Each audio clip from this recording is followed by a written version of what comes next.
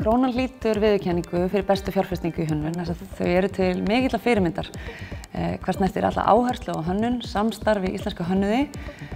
og að læða að á skemmtilegan og aðgengilegan hátt alls kyns fróðleik og svona kannski leiðbeiningum umhverfisvernd og neysluna okkar. Þeir sýna það í verki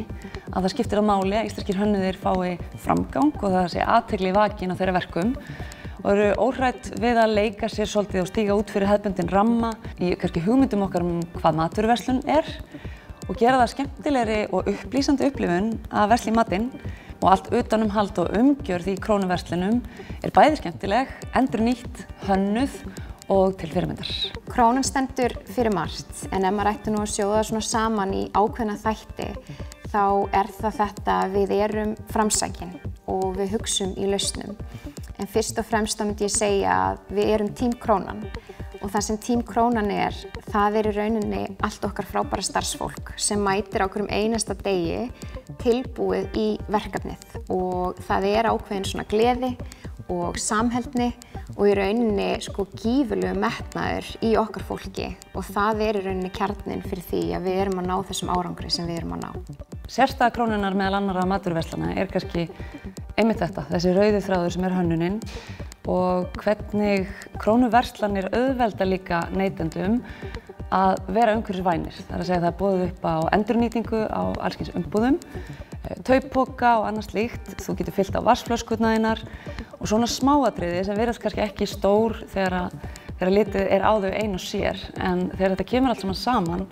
þá má sjá yfirbragð sem að eykur verulega meðvitund okkar neyslun okkar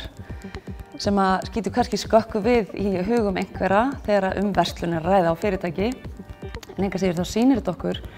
hvað það getur verið verðmætt bara að kveikja örlítið á þessari meðvitund og vera öðrum fordæmi hvað þetta snertir því að bæði hönnunin, öll áhersla á hana, samstarfið við íslenska hönnuði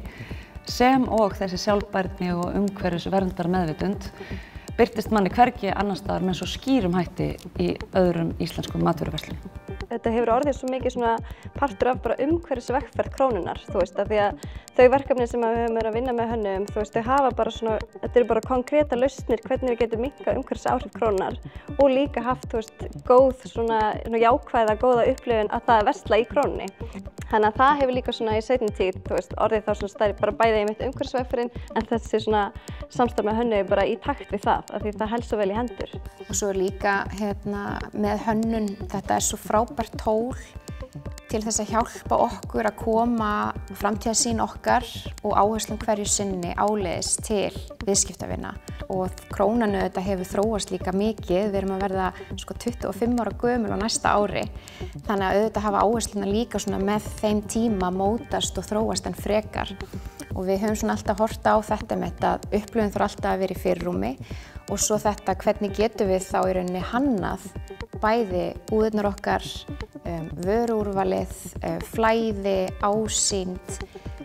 og bara þessa heildar upplifun í takt við það til þess að koma þessum áherslum varðandi sjálfbærni, varðandi hollustu og fleiri þessum dúr áleiðis á góðan og jákvæðan máta. En svo erum við líka með önnur verkefni eins og samstarfið við Listaháskólann þar sem við erum miklu meira í getgátu hönnun, bara hvernig mun framtíðin líti út eftir 50 ár eða 100 ár og hvernig lítur bara matvöruverslun út þá. Það líka eins og bara með nemendur og unga hönnuði. Þau eru með svo mikið hugrekki til að sýna okkur hvernig framtíðin getur lítið út og það heiður fyrir okkur að fá að gefa þeim þennan vettvang sem að bara verslunarrýmið með bara mörg þúsund manns á dag til að fá að sjá það. Hönnun hefur alltaf spilað stóran sess hjá okkur en það eru fjöldamargir sem koma að því að hanna þessa upplifun sem að Krónan stendur fyrir. Við erum bæði með mjög öflugt fólk innanhús, við erum að vinna með grafískum hönnum, auglýsingastofum, arkitektum, vöruhönnuðum, umbúðuhönnuðum og svona má lengi telja. En það auðvitað þessi dýnamík og þessi nálgun að horfa á